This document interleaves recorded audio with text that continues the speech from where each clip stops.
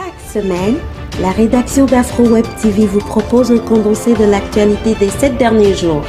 Suivez sur Afro Web TV l'actualité politique, économique et sociale, bref, dans toute son entièreté, sur www.afrowebtv.com. Veuillez vous abonner à notre chaîne Afro Web TV sur YouTube et Facebook pour ne rien rater sur l'essentiel de l'actualité de la semaine. Afro Web TV, au service de la communauté africaine à la diaspora. Afro Web TV, c'est l'Afrique qui gagne.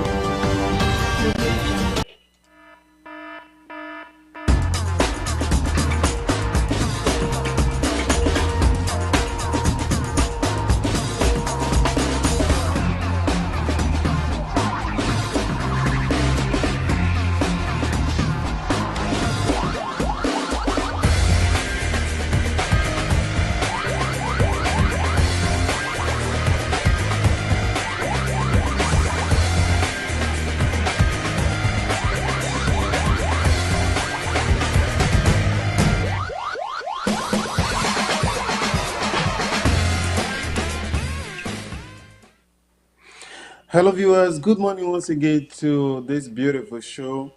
Let's talk with Horeb on AfroWeb TV. And today we have a lot to discuss as usual.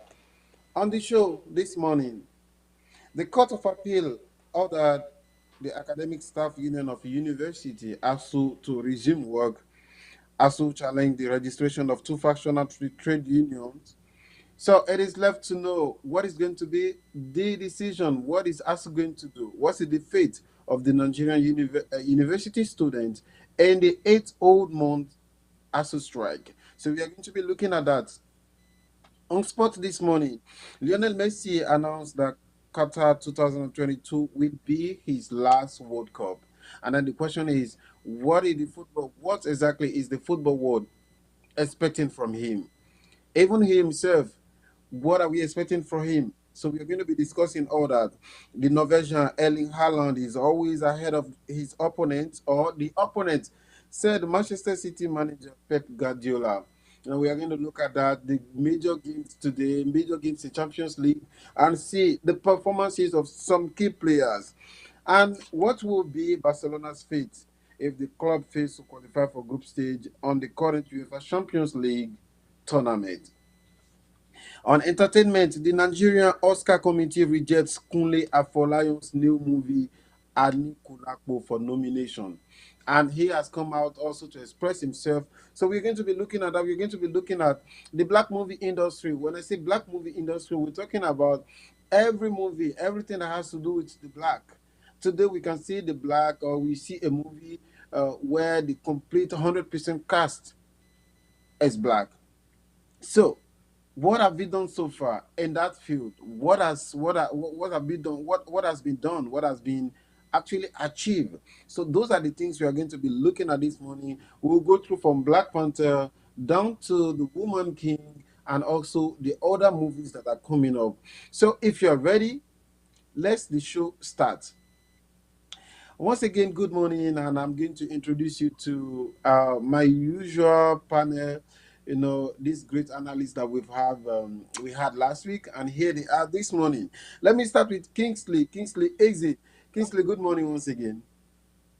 Good morning, Mr. Arab Anthony, and it's good to be here in this show this morning.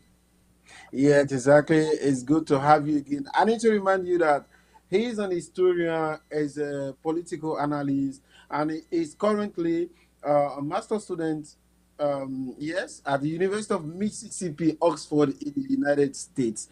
Thank you for being with us. The next man on the show is Mr. Otwegbe Davis. Davis, good morning. Yeah, good morning. Nice to be on the show again. Good to Yes, good morning also. Exactly. I need to remind you that Davis is in charge of anything that has to do with health-wise, yes, and then also the entertainment world. He is our analyst, and he's also a university student here, a master student in the industrial pharmacy at the University of Mississippi. So, gentlemen, the Asuu strike has been on for 8 good months. Now, let's leave aside the decision that has been taken by the Court of Appeal. Now, let's look at generally what does this signify to Nigerian students and Nigerian society as in general. Let's start with Kingsley. Yes, the Asuu strike is something that is a miasma, if I will use that word, and that is seen with the way that the strike has lasted from February 14th. This is October, and Asuu is still on strike, and that has had a devastating effect, not only on the academic union themselves, but on the country in general. The the suspension of academic activities have once more revealed the lackadaisical attitude of the present government towards the development of its youth, which is the engine of any economic development in any serious country. It has also shown that education is not part of the priorities of the present government. Because if it was one of their priorities, I believe that the states and all its officials would have done whatever that is possible to resolve this issue. Our youth have been at home, increasing their vulnerability to crime and other societal and also other social vices. This is also I think coming that, at a time. This is also coming yeah, at a continue. time when this is also coming at a time when the country is preparing for election, and we can see how the youths are reacting to this lukewarm attitude of the government towards education. We can see how they have chosen to be heard instead of just being passive in the face of this ugly situation that our country have found themselves. Okay. Mr. Davis Otwigbe, let's look at the whole thing. Like, people feel, Nigerian students feel like uh, ASU is being greedy, that they kept them at home instead of allowing them to be in school. Now, looking at the whole thing, do you think ASU is at fault for being on strike? Well, thank you very much again for that question. As a Nigerian, regardless of where we are in the diaspora or something, I feel like as a Nigerian, we still feel hot about what is going on with a long lasting strike, almost 8 months. We have siblings that are home suffering from this strike, family, friends, or members that we know that are suffering from this strike. I would feel like in both ways, there might be like an issue in both ways, but I would not say ASU will be so greedy because if you look at the budget being allocated to education alone in Nigeria, among out of the 17.9 trillion being allocated for the budget for 2022, 5% of that money was being allocated to education, and that's like roughly around 900 and something billion naira. So look at it in education factor, you're spending only just 5% for education alone in Nigeria. Nigerians are known to be well educated all around the world. If you go around the world, you see big doctors, nurses, people in big places are all, some of them are all Nigerians. So I don't see any reason why the government will spend so little for education in Nigeria. Because those kind of like my colleague here, Mr. Kingsley said, it brings a lot of issues in terms of insecurity, people turning into crimes because they're at home, nothing to do. At the same time, I feel like ASU has every right to ask government for a better change because if you look at the Nigerian universities today, lack of infrastructures, the buildings are not really good, poor classrooms, not properly ventilated. You see a class of like 1,000 students that the capacity of that class will only contain like 200. Everybody is squeezed together in a lecture. not comfortable. The lecturer talking from a different angle, not really comfortable. You look at the labs, not fully equipped. They don't even have the necessary materials to do practicals.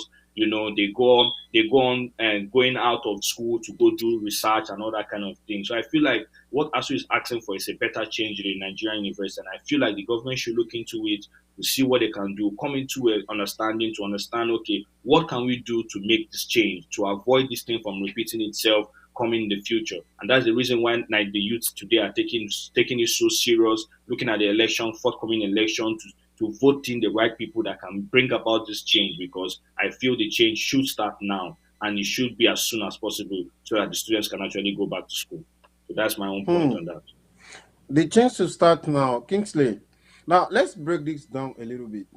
Look at a Nigerian student, a final year student, or a student that was happy, got to university, and was thinking in 5 years or in 4 years, I will be done and will be out there.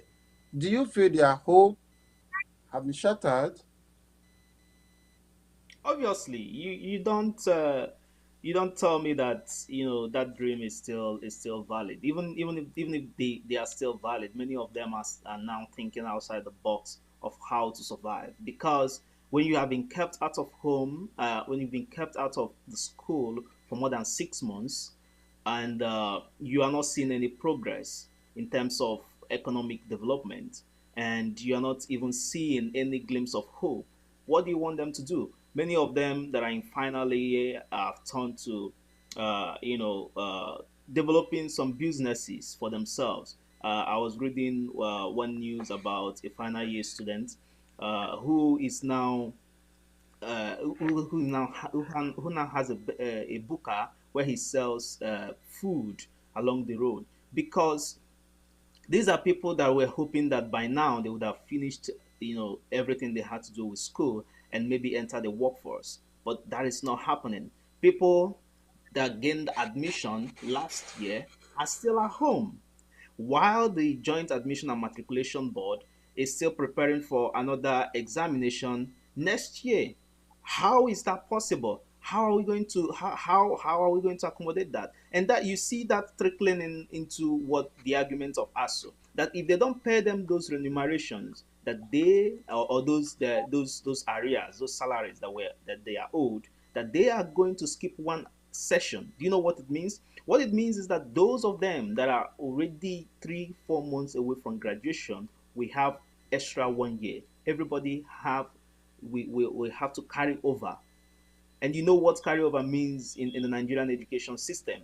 It also means that their education, their CGPA will drop, and it also means that they are spending more time than necessary in those courses. A course of 4 years, some of them who were affected by previous strikes. Remember, this is not the only strike. They have been striked no last 2 years, last year's 3 months, 6 months, 4 months, and these strikes have really affected them. So if you look at it together with this strike that have lasted from February to now, they have already lost one academic year. Now, if ASU decides to give them another 1 year, that means that if someone came in to study a course of 4 years, that person is spending 6 years. If somebody came in to study a course of 6 years, that person is spending 8 years. Where in the world does this happen if not in Nigeria? You see, so their hopes are dashed, and I can understand what they feel. I can understand how they react to it. Hmm. Okay, Davis, as a health professional, uh, if you are asked or you are ordered to go back to work and treat a patient, how would you do such a work? Because people have been ordering ASU to go back to work as giving an order to a health professional, a doctor, to go and treat a patient. So, and Nigerian students, they've been like, oh no, you can't ask these people to get back to work this way, because the way they are going to grade our works, we don't know how it's going to be. So, uh, how do you feel? Ordering ASU to go back to work, you have to go back and work no matter what happens. Thank you very much again for that question. Like you said, a health professional, These are two different areas. When we're talking about ASU, I don't think the hospitals are also considered under that. I don't know. Are the federal hospitals considered under ASU? This educational sector. So we're looking at the hospital and the educational sector. Yes, we might have some visiting doctors that go into schools to teach the medical students, in terms of, or health professionals that go into universities to go like to lecture Uh, them about. Davis, my question was, it was just an analogy. Like a lecturer that is hungry, that hasn't paid for 8 months, is asked to go back to work. It's just like a health professional that hasn't been paid. You ask him to go and treat a patient. So, do Yes, you think he will that's what I do say. his work with justice? If you look at both ways, yes, as a licensed pharmacist and also a health professional in the field, I feel like we all as health professionals have an oath that we take before accepting to practice as a health professional. And in that Mhm. oath, we owe ourselves the duty to make sure that we take care of lives of our patients, to make sure that we give them quality health care. So I feel like in the hospital sector, I feel like it would be it would be unprofessional of you to think that, okay, because of have not being paid, a life is lost. So unfortunately, you could have saved a life because of that. But in the educational sector, I understand the frustration of the lecturers not being paid for 8 months. Everybody could go mad, but because of that. So I feel like they have every right to act the way they are acting, not being able to go back. Because I know that in Nigerian universities today, most of these lecturers can be very, very brutal in terms of maybe when they are angry or something is coming off, they can end up putting that frustration on the students, and that will not be a right call because that could cause a lot of panic, that will cause a lot of disturbance, that will cause a lot of failures. So I feel like in that situation, the, both ASU and the federal government should come together to discuss properly. Because I saw the interview I saw where the labor minister walked out on a very important meeting where the ASU representatives and also the committee of House of Reps were there. That's so unlike the minister. I feel like that was wrong of him to just leave the place because that's like the number one citizen regarding that kind of issue. I feel like some of these people, they feel like once their kids are not really affected, they really don't care what's going on and all that. But I feel like that's really wrong in that whole direction. So I feel like that's why I said the change should start now. We should have a dialogue to discuss what can be done to sort out these issues because we all, even regardless of we are not being affected, we have siblings, we have cousins, we have family friends that have been affected, and this kind of thing cause a lot of problem, a lot of heartbreak, and we feel like a better change should come to Nigeria, and we hope it should come one day. So that's all what I can say about that. That's my major contribution on that. Yeah, I know, Kingsley, you have something to say about that, but let me put the question out there again. This is what happened. The federal government, that was in Tuesday, okay, registered two factional academic unions. One, the Congress of Nigerian Universities Academics, called CONWA, and the second one is the National Association of Medical and Dental Academics. So now there are two other factions which are against ASU. It's not their factional, and they have the support of federal government. Do you think the federal government is just a kind of manipulating, using them to humble ASU? Again, that is another thing that is that makes the entire situation so heartbreaking. Federal government now accuses us of being political, whereas they know the issues on ground. They know that ASU is not just advocating for their salaries, like Davis have stated. They are fighting for the life of tertiary education in Nigeria. I believe that these factions are piloted by some miscreants for their own selfish end. ASU, on the other hand, because of the long negotiation, have also failed to tell the public the real issue on the ground. That is a very controversial statement that I've just made.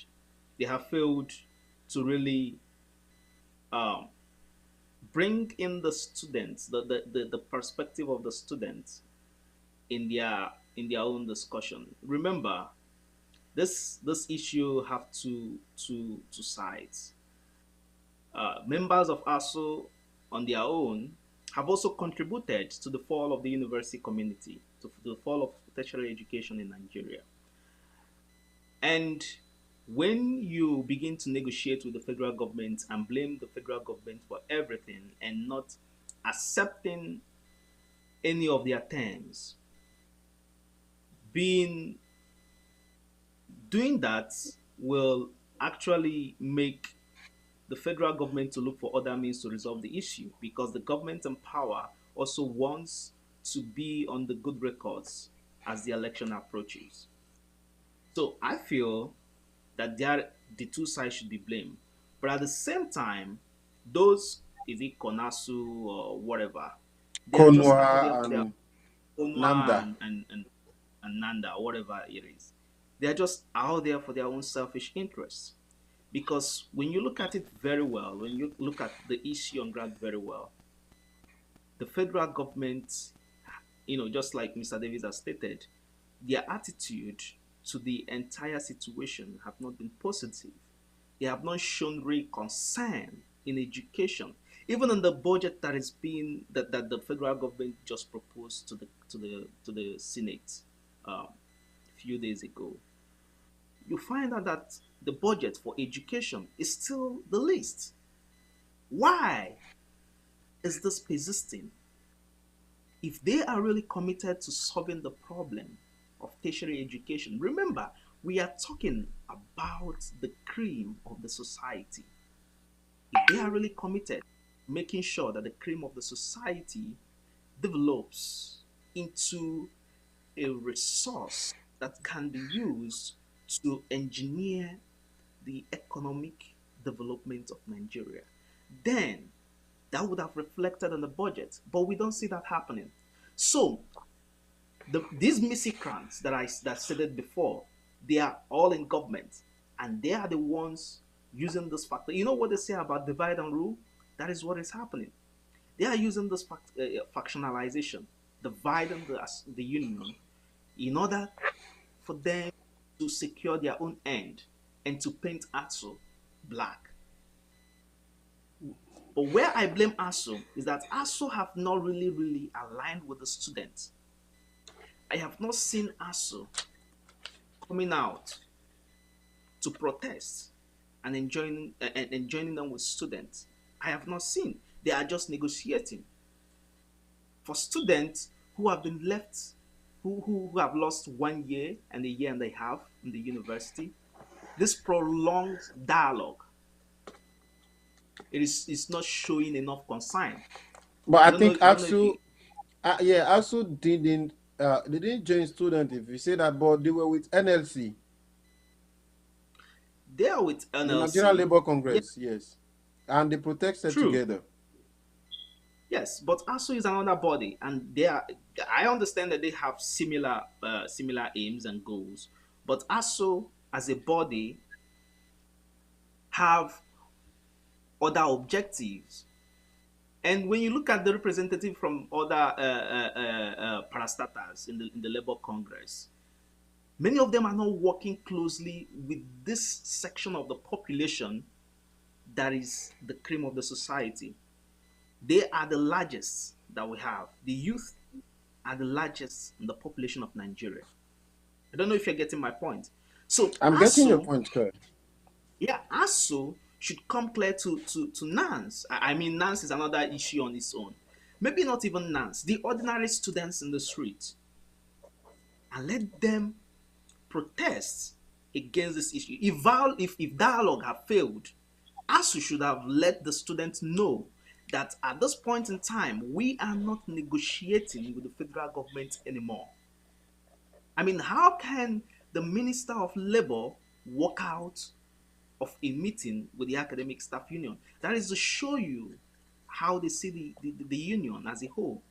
So But I that think is he he accused He accused Asuu of being political, of politicizing, because Asuu said, the Asuu president has said they should vote this current government out. So, when you said they should vote them out, do you think they will by any means try to align with whatever you're asking?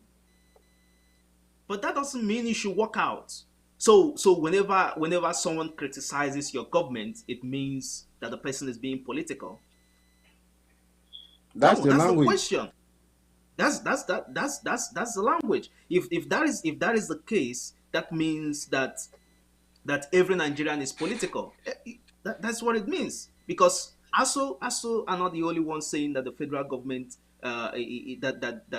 this present government should be voted out. It is a yearning among the population, and even the minister cannot deny of the existence of this feeling among the youth of the population. So ASO having Uh, said that, should have spurred them up to even act, but instead he walked away. So what I'm saying in essence is that ASO at this point would have declared that dialogue with the federal government was not going to solve the issue, and they are with the student to protest that the federal government take the necessary action. If the student knows, because ASO is just saying we are doing this for the student, we are doing this for the student, right? But the students have not really seen that in their action. Good, they have been negotiating since February, March, April, May, June, July, August, September. We are now in October. Come on, Ashu should do more. I think I think negotiation still stand as the best way. When you say they should do more, are you expecting them to go on this like they've been on the street with NSC? What else do you expect them to do? The only language that the federal Why are government we, understand is why are you strike. why are we pretending? Why are we pretending that the government have not failed to act? It's a stalemate. And in that stalemate, the demands of ASU are valid. The demands are valid. Anyway, They are currently, I think the ASU president has announced that they are meeting with their lawyer. That's Mr. Femi Falano, and I mean, they have defenders too. So they are trying to look at the ruling of the appeal court to see what decision to take. But let's look at this. The president said, President Muhammadu Buhari said, only federal government cannot fund education. So where else should we be looking at? But we know the struggle for ASU, if people don't understand, it's the struggle of ASU that brought about that fund that's in that people they have today for research, which is not even enough though for everyone. But who else should we be looking at if federal government alone cannot fund education? Davis. Well, like you said, third fund is there for what Richie said is not enough, and then we cannot say we're looking out for international collaboration.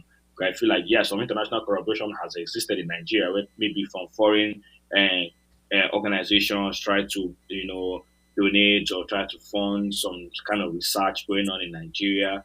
But I feel like what President Muhammad Buhari is saying that all the federal government can't fund education. I feel like that kind of thing is actually a wrong statement because when we're looking at the budget for education, like my friend and colleague here, Kingsley said, it's always the least. Why is it always the least?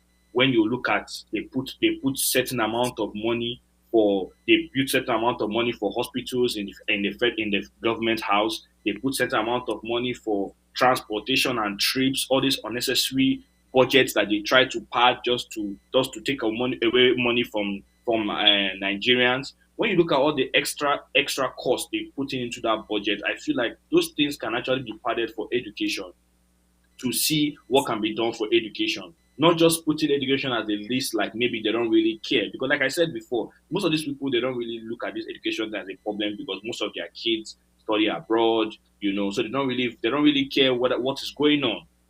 Like the Minister of Labor, Christine Ingigi, I think his daughter graduated from a federal university here in Nigeria, but he, in his own sense, will be like, well, she has graduated, so I'm not really affected by that. Because I feel if the daughter was still a medical student at UNN or UNIZIC, wherever she graduated from, I feel like The daughter could have been on his neck to see how this thing can be sorted out because she will not be at home or why waiting for this whole strike to linger for this long. But it's kind of situation, maybe they feel like their kids are not being affected, so they don't really care what is going on. And like Casey said, if Asuu is trying to talk to them, trying to create like a understanding and nothing is going on, that's what that Nigerians have looked at it from starting from the October 2020 event that happened. When people Nigerians came out to protest about it, solutions were being brought out. So I feel like what Nigerians, the federal government always know, what always understand is protest, say your problem out. Let's know what we can do. If the Asuu president come out and liaise with the students to say, okay, this is what's going on, this is what is going on, the students will now, okay, let's know what we can do to help. If it's to protest about it or something like that, let's see what can be done, because this is really bad leadership, bad government, and I feel like things needs to be done. Like Nigerians cannot even wait for the next year election because they feel like they are using it's so much anger that they want to pour out. They want to vote out the people that are putting them in this mess. I know that this thing is going to go as far as, if possible, next year because this year is almost ending, and we're not seeing any sign of Asuu being called up. If nothing is being done by November, then that is good as going to next year because nobody can go back to school in December because that is the festive period. So it's good as going on to next year. And imagine you going for a strike from next year till election day. What are you trying to tell us? You're trying to tell us that your government failed. So there's no point of you coming back. That's what it means. So that's why I feel like it's really a bad thing and also a bad name for us as a country because other countries are looking at us, are looking at our education system, seeing what is going on, and they feel like, no, we're not really getting enough. I believe that something could change. That's why I said I always use the word change now. And we should start by changing it now. Yeah, Kingsley, federal government alone cannot fund education. What do you say? Well, this is not the first time that the federal government is saying that they cannot fund the federal Education alone. Education alone. Previously, when Asuu was on 6-7 months strike during the era of Goodluck Ebele Jonathan, the government also made such insinuations, right? Now the question is, if federal government alone cannot fund education in Nigeria, what is the federal government doing to attract other military institutions to support in funding education in Nigeria if it is their priority? What have they done? That's the question. It's not only to say the federal government cannot fund education in Nigeria, but under the constitution, it was established by the federal government. Have the federal government relinquished the power to fund education to private institutions? Have they privatized any federal institution and haven't seen people who are willing to donate? Have they done that? Have they? What action have they taken to show that they are really committed to attracting other institutions to fund education in Nigeria? So for me, that is just a mere complaint. Gentlemen, there are many individuals that I know that have made this argument before. For the federal government to privatize federal institution, do you know what they said? They said that if they privatize federal institution, that the cost of attendance is going to be so high that the poor man cannot attend university.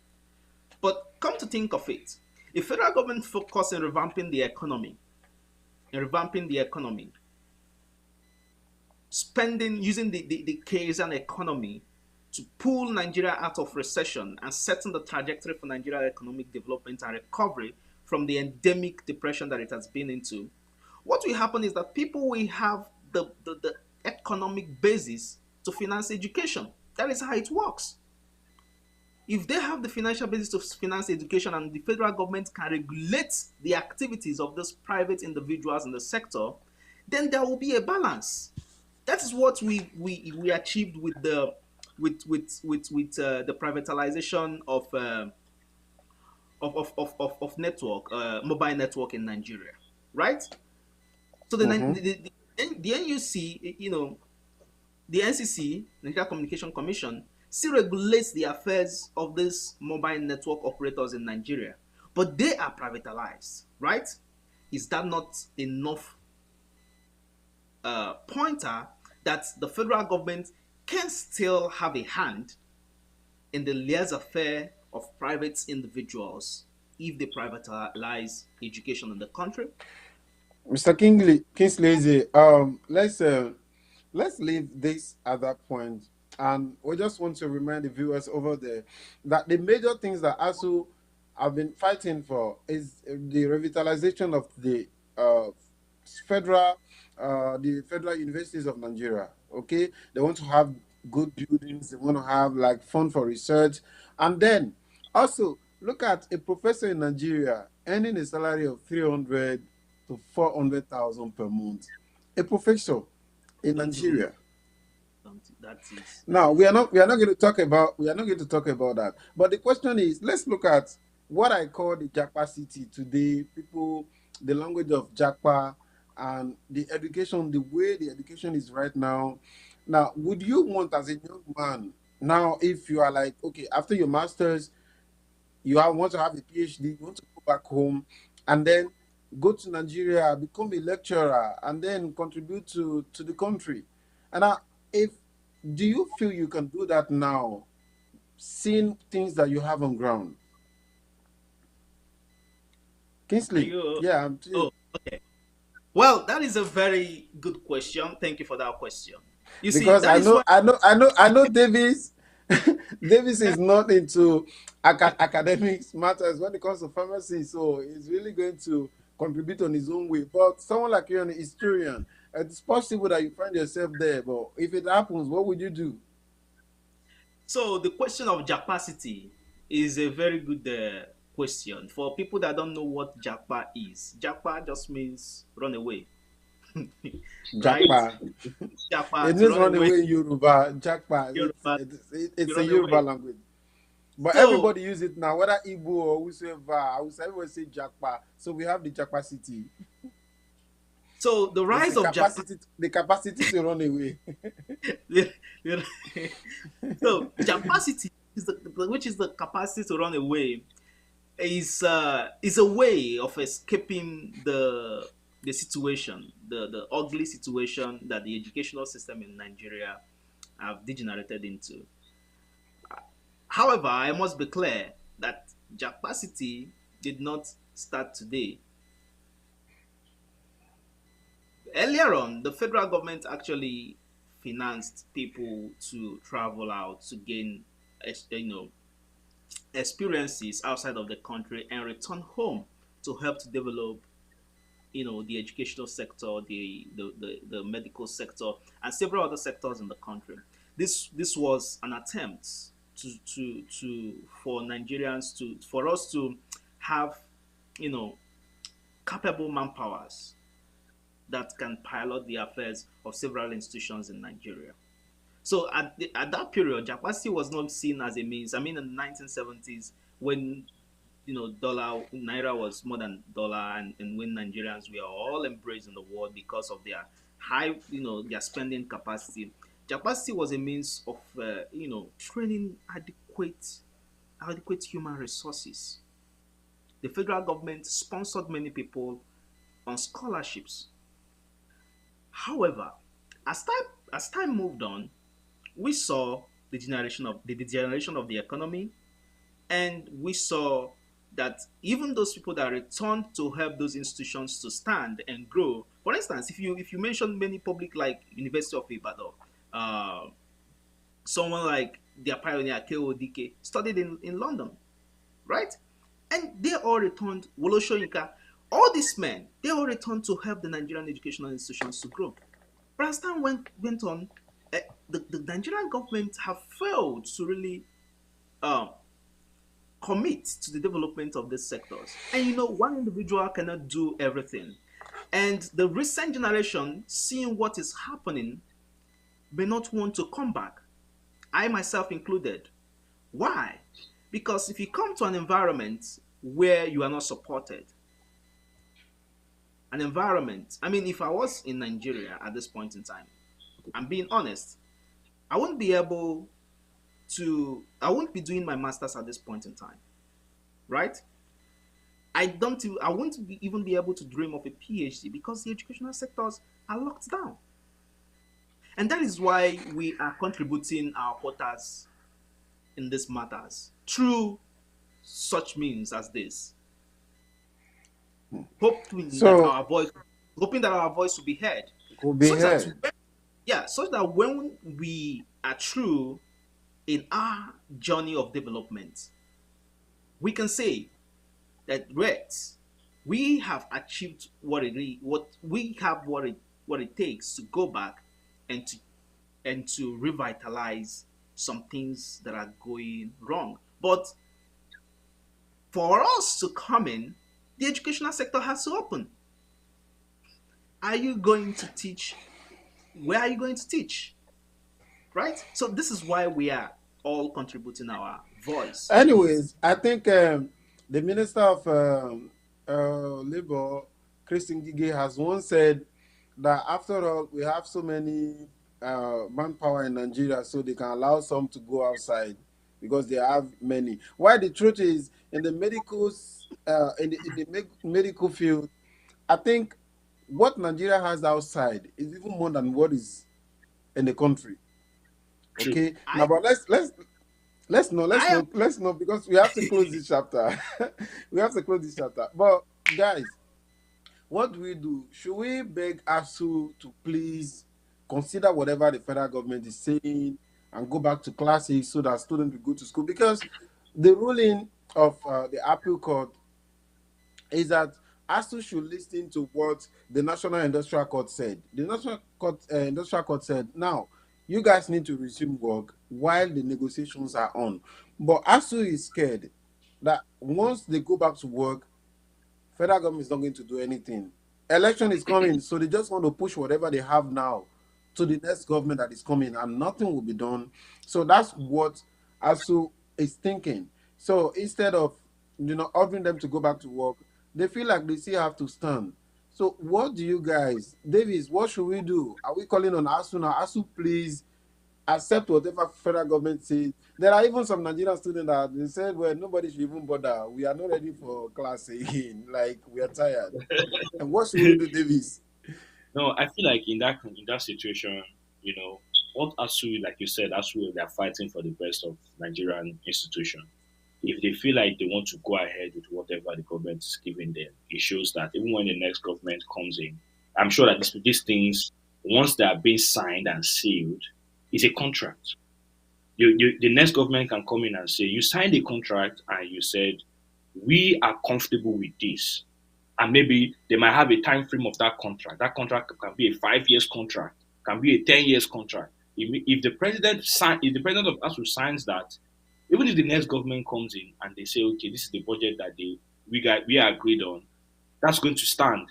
So that's why I feel like they are trying their best to get a proper negotiation so that even if they sign and say, okay, yes, we are okay with this, and the next government comes, they are not going to be, what they're trying to do, they're trying to avoid this strike from happening again. Because if you can stay at home for 8 good months and then you solve the issue, then after 3 months, you go back to strike again. You go back to strike again. What's the essence? That's madness, because the country can turn upside down. It can cause a lot of havoc, a lot of issues, and that's what ASU president is trying to avoid. He's trying to make sure that if they're trying to find a lasting solution, it should be a solution that will last 10, 15 years without any issue, without any problem. So that is the reason why they are trying as much as possible to, even if it's for them to extend this strike to the election day and the new president comes in, these people they're not looking at themselves alone as a union. They're also looking at the betterment of education in Nigeria. Because if you go all around the world, I've never heard, I think it's only in Nigeria per se, I've heard of this whole issue of schools shutting down or because of education issues coming to America. It happens in other places too. It might not be as long as we are saying. Recently, even in the UK, lecturers they went on strike because they said they want an increment pay. So it happens everywhere. Will you say it's all universities in the UK that it might even be a private university that say they want an increase in salary? Because if you look at the capacity, like you guys said now, Most of the students are jackpying to other countries. UK is the first choice for them right now. UK has Yeah, accepted, everybody's going there. like, if you look at the news last week, you could, I don't know if you look at the video of Murtala Mohammed Airport, where there was a long queue starting from the door down to the road line, to the roadside. Students, youths traveling. And if you ask, 90% of them were traveling to the UK. And So are you I'm trying to say scared that that the this? youth, the obedient that want to vote are all going outside. So if you look at it, 90% are going to the UK, and these are the same people that they want to vote next year. The youth are saying we'll vote, we'll vote, we'll vote, but people are still traveling.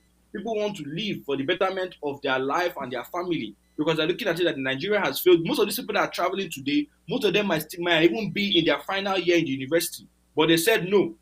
Let me travel. It's better for me to go and start afresh in the UK and know that at least my life is secured than having to stay here for over. Some people are in their second year, but they chose, let me go and start afresh somewhere else.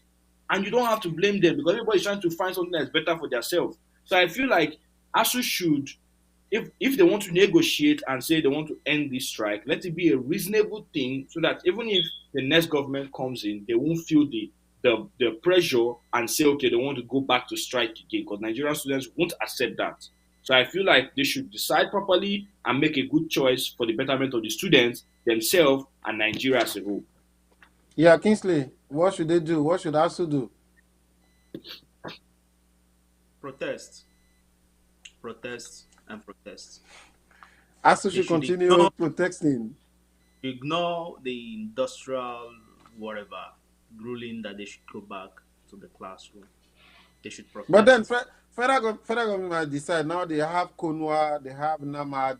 So they could say, the thing is, that was what happened during IPPIs and UTAS. When ASU want UTAS for payment and they have IPPIs. So federal government chose some people and there were some staff members because they have no other source of income. So they couldn't. Now you have people that have not been paid for 8 months. Just imagine the family. They have they have family, they have everything they need to. So do you think, okay, if ASU is standing, like we have now, people who start joining, maybe jumping to Konwa or jumping to Namad, so that because federal government can choose to pay those ones and leave those. If you want to belong to ASU, then you are out of the system. But are you saying that federal government is not going to have power to do that?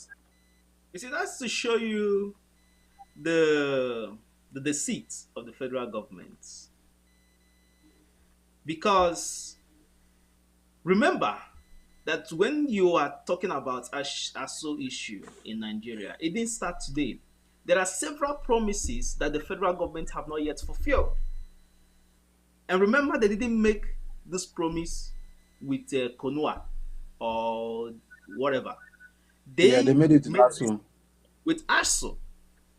So see what is going to happen. Those people that will jump to all these factions, like I said before, it is being sponsored by some miscreants.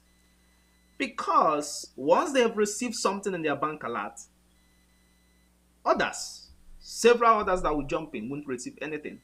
And joining that association means that you will not benefit from anything that ASO will eventually win if they win anything from the federal government. Because remember, these are promises, these are areas that have been owned, they're being owned over and over the years. So what do you expect to happen? So that is why ASU is standing their ground. And that is why I think that sensible lecturers will not even join these factions. These factions are just, are just out there to collect whatever they can for their own pocket, for their own selfish interests.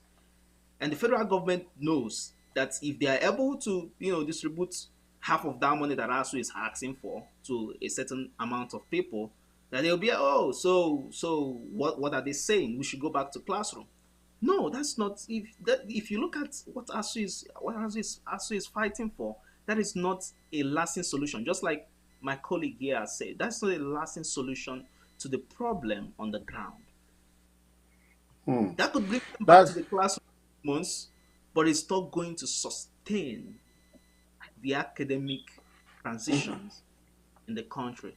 And that is where the problem lies. So ASU should continue to protest. They should not go back to classroom. The federal government should, because what they're trying to do is to come out of this negotiation and But to Kingsley, announce, and to Kingsley, announce, wait, finish, Kingsley, and to to announce. close, to close this chapter, the federal government, the current government has said several times that if they were the one, then they wouldn't have ever signed this contract with ASU, because this contract was signed with the past government. And Chris Ngigi said that the rate at which uh, the fuel was at that time is not the same thing today. And everything, Nigeria, we've made everything is based on the common income that we have, fuel, which they keep saying had been stolen here and there. And don't you think federal government is making sense when they say that? Or some people have said no, federal government has the money, they just don't want to use it for education. They can borrow for any other thing, but they can't borrow for education. But federal government said we don't have the income we have.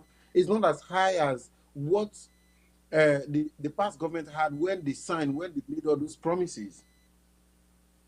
So where is the lie? No, I'm asking you, where is the lie? But This you should ask Chris Ngige. This is the same federal government that said that they're going to revitalize the refineries to start producing refining oil in Nigeria. Do you know the amount of the billions of dollars that Nigeria loses by just extracting raw crude oil and sending it on ships to other countries to refine? The amount of time it has to wait and what is going on in the global market? Come on. These are the people. So who are they blaming? These are the people that are doing this. These are the people that owns this oil well. Some of them that are telling you that the common income oil is being stolen here and there. Who are the people financing the people stealing this oil? They are all involved. So why are they making it as if is demanding, if Asu's demand is illegitimate? Mr. Kingsley, we will need some facts to judge them if they're the ones stealing. For now, I don't want to. You've not asked me to do that. If not, yes, there are, yeah, that will be for another time. So we'll be talking about that, and then with some concrete fact that you bring to us. So we will talk that. Please, guys, let's just close this chapter, and then we'll go for a break, and then we'll come back to talk about sports, and then the entertainment world. So this is AfroWeb TV, and this show is called Let's Talk with Horeb Anthony. On the show has been Davis Utwigwe, the pharmacist, and then the health and then entertainment analyst. And we have Kingsley Eze Odinaka. I know that's not on the screen, but that's the name. So he's the historian and the political analyst on this show. If you want to react, you can also send comments. Go on YouTube, AfroWeb TV, Facebook, AfroWeb TV, or www.afrowebtv.com. Or you can call us via WhatsApp on +1 319-462-8979. Yes, the production is being kept and then made in contact with Asuu right in Iowa City. Here we are in CCP in the United States. Guys, let's go for a break and then we'll be back to discuss more on this show.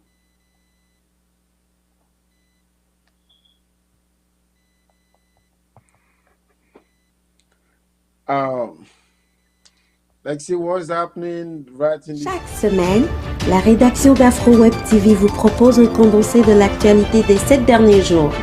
Suivez sur AfroWeb TV l'actualité politique, économique et sociale, bref, dans toute son entièreté sur www.afrowebtv.com. Veuillez vous abonner à notre chaîne AfroWeb TV sur YouTube et Facebook pour ne rien rater sur l'essentiel de l'actualité de la semaine. AfroWeb TV, au service de la communauté africaine à la diaspora. AfroWeb TV, c'est l'Afrique qui gagne.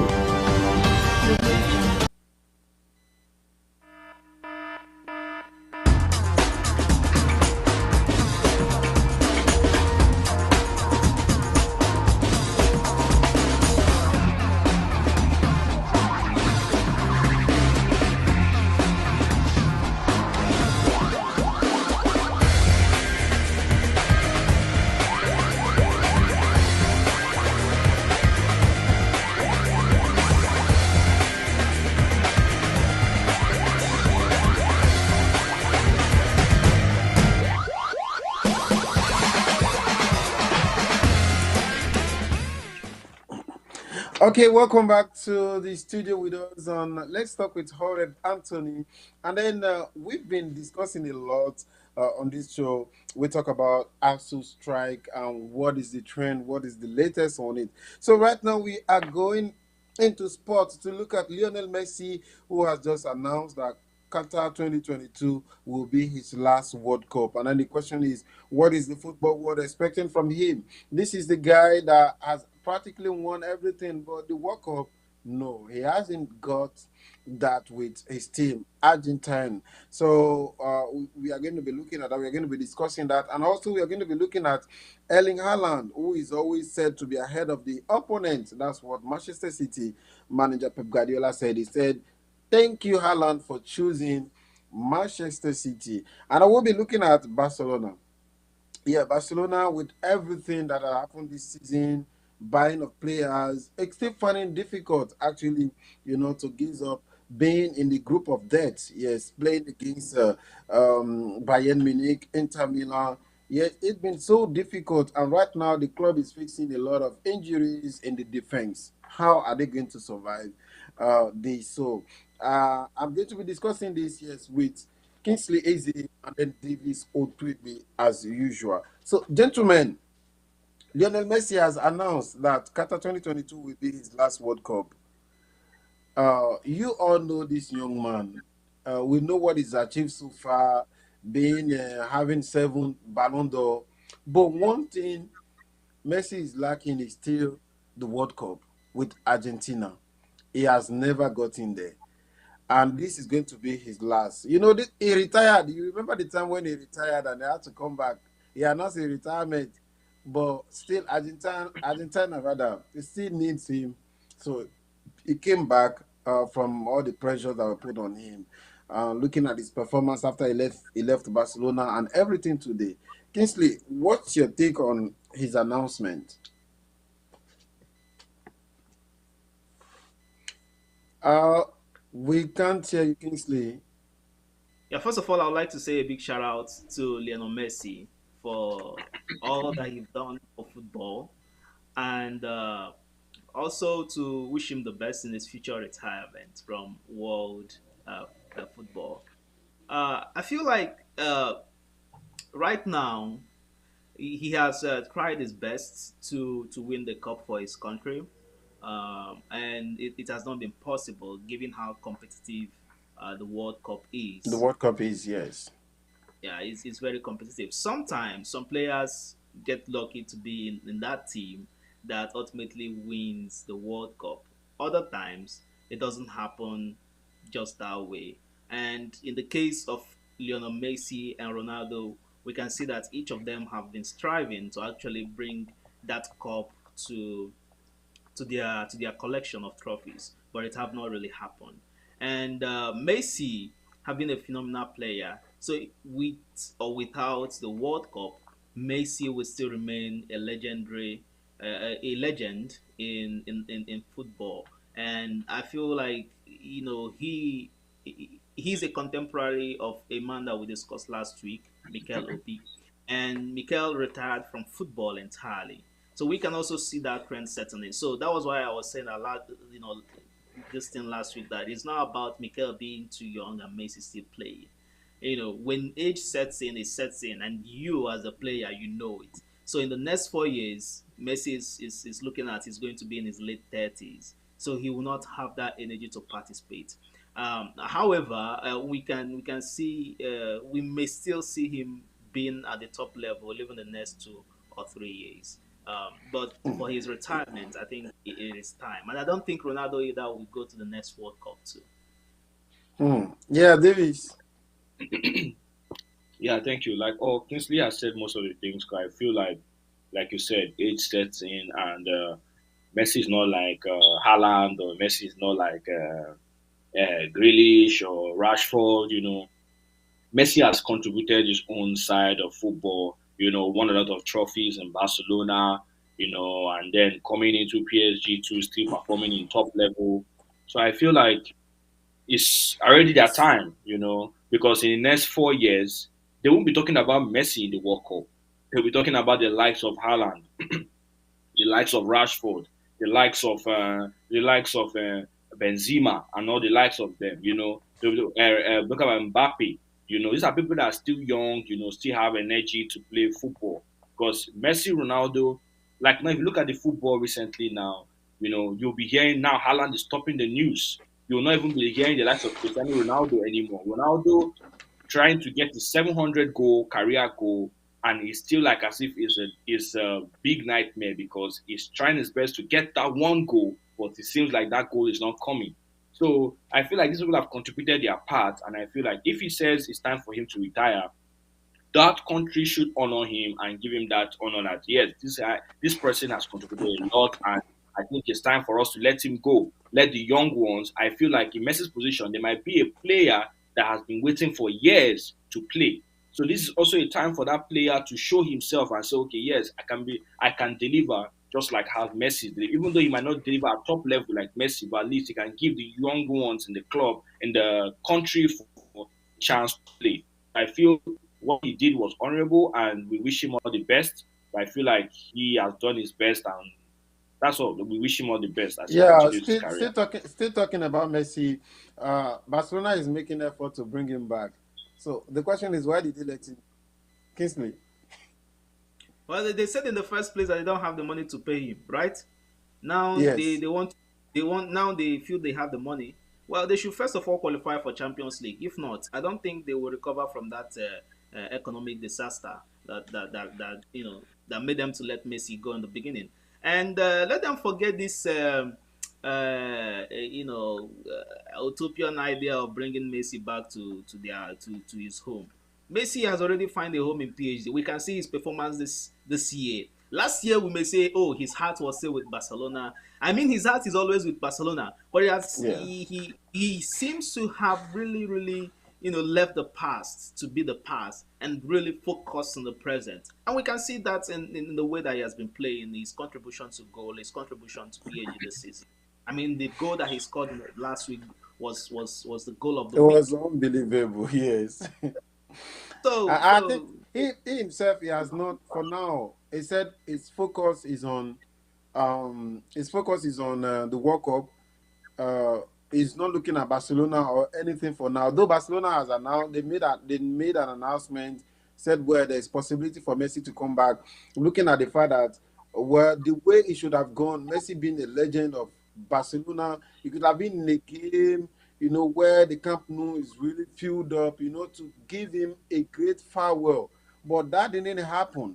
So Laporta is looking at the way what's the possibility to bring him back even for one season to give him a farewell. Maybe for my own case, that's what I'm looking at. Maybe that's what they're trying to do. But right now, the guy is not ready to talk about anything like that. Even to renew with PSG, he hasn't said anything on that. Let's cross from Lionel Messi. I'm talking about Erling Haaland. Uh, Pep Guardiola said Erling Haaland is always ahead of their opponents. How do we judge that statement? Kingsley, you can go ahead now. yeah, Haaland is phenomenal. Like you said before, he's the man that everyone is talking about. If you're not talking about Haaland, who else are you talking of? Right? So Pep Guardiola, we see that I know he's going to say something when after his reaction to that goal in the debut last weekend. um, but nevertheless, yeah, Haaland is a phenomenal striker. His positioning is just let me just use wow. The way he positions, his technical ability as well in that 90 in that box is something that every other striker should learn. His movement, the way he tracks, he records the movements of defenders and the way he goes behind them is so swiftly that even the best defenders don't know how Haaland scores goals because you'll be like Haaland will be here, then you'll find it the other way. Be like Haaland is going to be, he's not going to contest for this ball. The next thing is you see the ball at the back of the net. So Pep Guardiola is right to say that he's ahead of his opponent because the way he reads the game, the way he reads where the pass will be, it can be one shot, but that shot on target is going to be a goal, right? So Yeah. so It's just phenomenal, just phenomenal. Yeah, Davis, just in 27, in 22 Champions League appearances and counting, he has scored 27 goals. That's Erling Haaland. Well, Yeah, how do you qualify? that's magnificent. That's extraordinary. That's what I was saying in terms of when Messi and Ronaldo were in their own prime. These things were things that these people did in their time, scored more goals, the likes of Ronaldo, Messi, when he was in Barcelona, Ronaldo when he was in Real Madrid. These people contributed a lot of goals. That's why I said that in the next 3, 4 years, we'll be talking about Haaland, we'll be talking about Rashford, we'll be talking about Mbappe. This person, Mbappe was being the most talked about player last season. Now we're talking about Haaland. Haaland Haaland. is a university giving us goals. Now Haaland is now a threat. Man City, you look at the team as a whole, that's the problem other clubs have when they are playing Man City. They feel Haaland should be the target. But Man City as a whole, every player can score. It's key. Yes. A Man City defender can score. Even if possible, their keeper himself can still score for Man City. Man City is well equipped both in Team A and Team B. They spend a lot of money on transfer to get the quality players. That's why you see them taking the Premier League back to back like it's nothing. No, if you look at the teams this season, nobody looks like a team that would say they want to compete with Man City aside Arsenal. But Arsenal again, sometimes they are injury prone. There are some injury prone players that at the end of the day, you might see this person might go for injury for like 3 months. It spoils their whole team. And I'm not saying that I'm praying for some kind of things to happen, but that's the problem with Arsenal. Arsenal can start up in a good form, and all of a sudden injury tends to come in, and most of the players are not there to fight for the club to make sure the club goes at top level. So Haaland now himself is contributing his quota. When he was in Bundesliga, he was among the highest goal scorers. People said, "Oh, he's coming to Premier League. It's a very tough league. He might not be able to adapt. It might take a lot of time." He played his first match. He didn't score. People were saying Haaland is a flop. But Haaland has proved them wrong now. Haaland has scored 14 goals in barely 10 matches. So what will happen by next year, March or so? Haaland might score over 30 goals before the end of this season. Because last season, the highest goal scorer was 22 goals, which was shared between Salah and Son from Tottenham. So, and he has already scored 14 goals in less than 10 matches. This is almost the number that Salah and Son scored in the whole season. So it shows that this person is actually a prolific player and he can do more. So it's a very good buy for Man City, and also it's also a very good advantage for them to take up the Premier League this season as well. So I really, really, I wish him the best, but I feel like he has done a lot for Man City already. Okay, let's look at the games this week. We have Bayern Munich, the big Victoria 5-0. And that's the death. And Inter Milan beat Barcelona 1-0. Kingsley, so what is happening in Group C now? What are we seeing? Well, that Group C, well, my sympathy goes to Barcelona in that group. I don't know why Barcelona seems to be drawing back again in Champions League this season, uh, even Even with the after the presence of spending. Robert Lewandowski, Rafinha. Yeah, because even after their spending in the past transfer But window. they are leading in La Liga now. Yeah, they are leading in La Liga, but they also need that money in Champions League because of their situation. So I feel very sorry for Barcelona, and I feel very good for Bayern Munich and Inter, and to know that Sadio Mane is in Bayern Munich and is contributing to that success is something that I like. To also keep that track record, because I think Bayern Munich has have a track record of actually coming on top of their teams in group stage for so many years. That is to show their track record. Um, Inter Milan is also doing, struggling to come out of that stage, that group, and let's see what happens. Is between now. If Inter Milan does not lose any other match, I think Barcelona is going to drop, and we'll Yeah, I just think have yeah, Bayern Munich. Barcelona still have all the games that are left are going to be at home. They've played outside, all other games outside. So they have some games left back home. We see the possibility. But like you said, yeah, it's very clear. If they fail to qualify for group stage, it's going to be so harsh on them. And for someone like Davis, being a Mayu fan, like, are you praying that are you praying that Barcelona should go to Europa so that Frankie de Jong should play there? Because if he refuses to come to Man United. No, I wish him the best. I wish him the best. I will not say that, but I feel like anything that happens is football. It's football. But I feel like maybe Frankie De Jong, with aside the Champions League playing, I feel like there might be other reasons why he didn't want to come to Manchester United. So I know some of these players, they get scared of going to clubs that are having issues in terms of performance and form. They want to go to clubs whereby they don't need to stress themselves. They have the quality players to give them all they need. Like every player will want to go to Man City because Man City will make you feel comfortable because they have the right players in each position. So if you're a striker, you won't be fighting for goals because they have the right players. They have Kevin De Bruyne to give you assists. They have Foden to give you assists. They have Cancelo to give you assists. They have Rodri to give you assists. So the assist is coming from every angle. So that's why most clubs they feel like I want to go to a club whereby I don't have to stress so much. I don't have to be in the media. If you're a Manchester United player, you will be on the media every week. Like Maguire now, what is going on with Maguire? If Maguire was a Leicester City a defender, he won't be on the media. Unlike now that he's playing for Manchester United. Manchester United is the biggest club in the world. Once you're playing for Manchester United, your name will be on the news. So Maguire suffers this whole issue. Wait.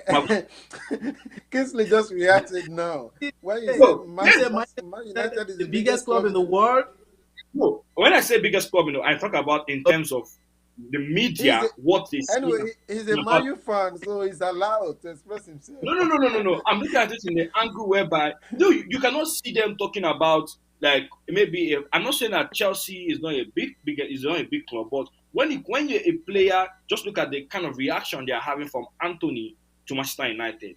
It's still on his head that why would they buy a player for 100 million and he's not giving us his best. Anthony is supposed to be scoring goals every match, but they feel like you can look at Cristiano Ronaldo. Yes, he's a big player, but for the fact that he's playing for Manchester United, he trends on the news every day. Every day. If he's on the bench, it's a problem. If he's not playing, it's a problem.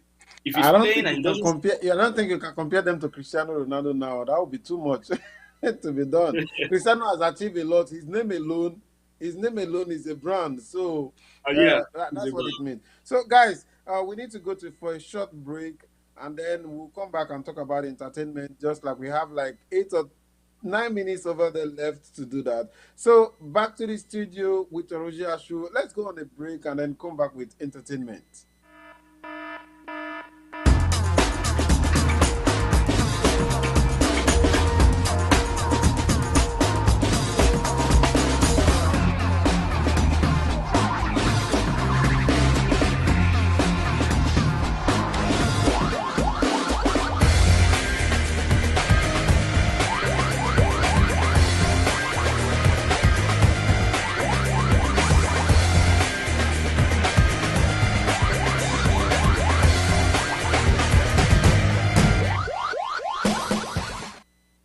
Welcome back on the show, guys. This is Let's Talk with Horeb Anthony. And on the show, I've been with Kingsley Eze and then Davis Otwebe. And now we're talking about entertainment. The Nigerian Oscar Committee rejects Kunle Afolayan's new movie called Anikulapo for nomination. They haven't agreed for the movie to be nominated for Oscar award. And Kunle Afolayan has come out, to react to that. So, even if they don't like, if they don't nominate him, he will continue doing his best, for the Nigerian movie industry. And that's taking us through to look at the black movie industry. That's a language that I use, actually, the black movie industry, talking about all the cast today. When we've seen so many movies from Black Panther through to the Woman King and the Wakanda Forever that is coming up. So, I think a lot has happened. Gentlemen, I don't know if any of you watch Anikulaku or you read the trend on it. Did you read anything I've heard the trend, but I've not had the chance to actually see the to movie. see the movie? Kingsley, did you? The trend I'm reading doesn't spoil me to see the movie. I'm sorry. Well, anyway, the thing is, part of the trends, like what I've read so far, people talking about the movie has a climax, and then at the point it has anticlimax. Okay, it got a point whereby you would think this should be a part one, and then it could have ended, and another one should start. But then, from another perspective, it's a storyline of something that happened during that period. But a lot has been said about it. Looking at Bimbo Adeyemo, and then the young man that played the role of Saru. There were sexual acts in it.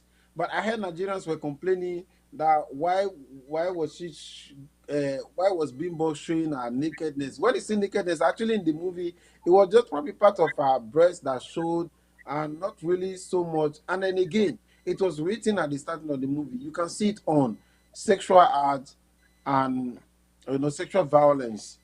They put it there. Why would you go ahead and watch such a movie and then start complaining later on? uh Davis, it is written when you saw movies on when you see movies on Netflix, it's always there. So if you don't want, you should choose another one. So why would you go That ahead is and choose and then start complaining? like you said, when it comes to Nigeria, we always have this ideology and idea of we are too righteous, we are too religious, we don't like exposing this or that, we don't want these things to be seen, or we're too covered. We feel like we don't want why. I don't want to use I don't want to say too religious, but For cultural when it reasons. yes, cultural reasons. When you look at the movies being done in Hollywood, a lot of American movies. These same people that complain today go ahead and watch those They watch movies. those ones. For example, Game of Thrones. Game of Thrones have a lot of sexual scenes. If it's even you will see there, but look like Nigerians, you can an average Nigerian. If you ask the person, "Have you seen Game of Thrones?" Yes, I've seen them. I've watched the movie. So why are you complaining about a maybe a 1 minute scene of And again, I saw on Twitter that they were saying that it was an artificial thing that was attached to her. It wasn't even real. It was an artificial placement they placed on the lady to look like as if it was real. These people they do. You cannot. Maybe that lady herself would not even want that, but they said, okay, let's use the artificial thing so it will look like as if it's real, but it's not real. She herself know it wasn't real, but to Nigerians, the way they put the movie, it might look so real. But when I watched on Twitter, I saw the makeup artist doing the whole thing for her. It was fake. But in Hollywood today, you will not see that as fake. You will see it as real. That is it. You are seeing it there, and they put it on the description there. Plus 18, they have sexual scenes, violence, drug, or whatever written on it. So it's now left for you to say, oh, will I be able to watch this movie or not? Is it against my faith, my Christian faith, my religion, my culture? It's your choice. But if you feel you want to see the movie, you don't have to complain. I feel like from what people are saying from Twitter, it might look like an A classic movie, a very good movie. And like you said, not being nominated for Nigerian Oscar. I never knew Nigeria had an Oscar. I thought it was just a regular award. The only thing I know about is Oscar. When I hear Oscar, I look at it from the whole foreign part of, the whole Will Smith kind of Oscar thing. But I never knew Nigerian entertainment had their own Oscar awards that they give for movies. And what was that criteria that they use in judging a movie? Are they judging a movie because of the bimbo scene, or are they judging a movie for other reasons? If they're judging the I movie based I on think even the word, people are appreciating this particular movie ahead, but there's a committee in Nigeria that's in charge of nominating movies for Oscar so award. what So was the criteria for them not? Is it that the movie just came out recently? That's why they was not nominated, or because it was because of the bimbo scene that it was not nominated? I don't think that would be the No, reason. They were no, it's not the bimbo scene. It's not the bimbo scene. The plot of that movie, according to the review, was not resolved very well. There were two conflicting stories that he brought up together and the tournament did not end well, right? There is a lot of issues that were not resolved. That is the issue. That the issue is with the plot and with everything about the movie. I think the reaction to the bimbo sex scene or nude scene or No, whatnot, that's a it's just a Nigerian. That's a Nigerian yeah, it factor. doesn't have anything to do with the movie. Just the way that Nigerians, is using to show that the movie was actually not what they expected from a renowned producer like Kule Afolayan. I think that is what it is. It's not. Now, It's, guys, it's not. we It's not about yeah, the we don't nudity. have much time now. Let's talk about when I say black movie industry. Like for now, what is happening in the movie cast when you have the complete cast being black? I know you guys have seen the Woman King, Black Panther. We are expecting so much more. Like, what's your take on that? Yeah, Wakanda forever. I can see you do that. Yes, Kisley, what's your take on? You've seen. I don't. I'm not expecting you to criticize the Woman King or basically, but looking at, let's leave the plot, let's leave the story alone. But seeing today that we can have a movie, outside in Hollywood, 100%, well, we have blacks 100%, of course, cast, but the revolution in it now, what does it signify? I would say it's a good development for us to see the uh, black community giving leading roles in Nollywood productions. That is a remarkable achievement. Black Panther was able to break that market, and we've seen subsequent development where the industry is growing to giving black actors leading roles, and the most important one was the portrayal in the Woman King of a feminist hero, Warrior. uh, Hmm. warrior, and what that means to the black community, what that means to the black world. I think is a remarkable development, and I think it's something that can be sustained in the industry to show the strength and the diversity that we have, and to show that Hollywood is also growing, and that to show that stories can actually be diversified, and that to show that there is no single story anywhere, and that there are multi Hmm. perspectives approaching Yeah, several issues in the yeah, society. David, your take. Yeah, I feel like you said, black movies. My Woman King was a very good movie. Yeah, it wasn't. Yeah, it was 90% black, but at least they still had some white characters that played, in terms of the role in the movie. So I The feel like slave buyers, yes. it was actually a great movie. I like what they're doing currently in black movie industry. Is actually they're going far, And also the Black Panther will be a must watch because I feel it's going to be also a great movie, just like the Woman King. Woman King. Everybody that watched that movie will give it a 9/10, if possible a 10/10, because they I've seen acted I've so. I've seen it two times.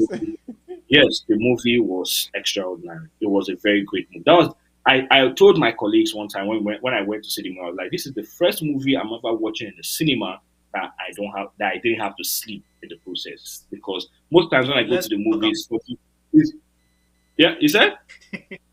let's not talk No, I'm about talking your about sleeping myself. habit. I'm not talking about my dream, but also that with most of these movies sometimes I know really find it so interesting, you just fall asleep. But this movie was nice. It was the character, the cast, the script, everything was good. And I feel like the Black Panther 2 also have a good scene and also have a great story. So I feel like in general they are doing a good job. So I give it to them, and I know more movies will be coming out, great movies, both in Nollywood, both in Hollywood, both in Bollywood, wherever the thing is coming from. I believe that everything will come out perfect. Okay, guys. Ole, we've come to the end of the show. Kings Lazy, I really want to thank you for setting time, to be with us this morning. It's been a wonderful one. Thank you for your analysis and everything that you contribute to this show. Thank you very much, Mr. Oreb Anthony, for having me. It's a pleasure. And then, Mr. Davis Utwigwe, thank you so much once again. Thank you for being with us. It's really a pleasure having you. Yes, it's an honor to always host, to always be a guest on this show. It's actually a way to express yourself and also to meet like minds and also learn things. So I'm happy to be here, and I thank you for bringing me on to the show. And also to Jeremiah Agwaki, we haven't forgotten you. I think for one reason or the other, he's not able to make it to the show this morning. To all the viewers, those in Mississippi, those in Africa, those in everywhere all over the world, we want to say thank you. And then back to the studio to Roger Asuu. Thank you for the production. We really enjoyed this morning. So, guys, this was Let's Talk with Horeb Anthony. And next week, Saturday, we will be coming back with more. Please stay tuned to AfroWeb TV programs. Ciao.